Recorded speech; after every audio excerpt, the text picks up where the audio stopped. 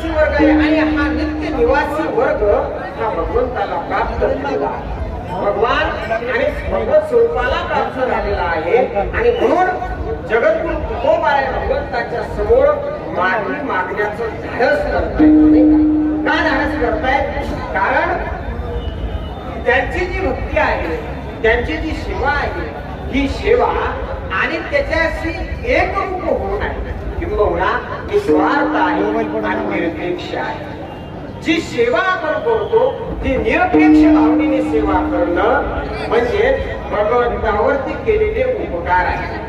आणि असे उपकार भगवंतावर केल्यानंतर भगवान निश्चितच त्याला देण्याकरता, त्याला देण्याकरता काय आहे, कधीही उदार आहे. आणि म्हणून भगवान जगद्गुरु तुकोबारायला म्हणतायत काहीतरी मागा, काहीतरी या तुकोबाराय मागायला तयार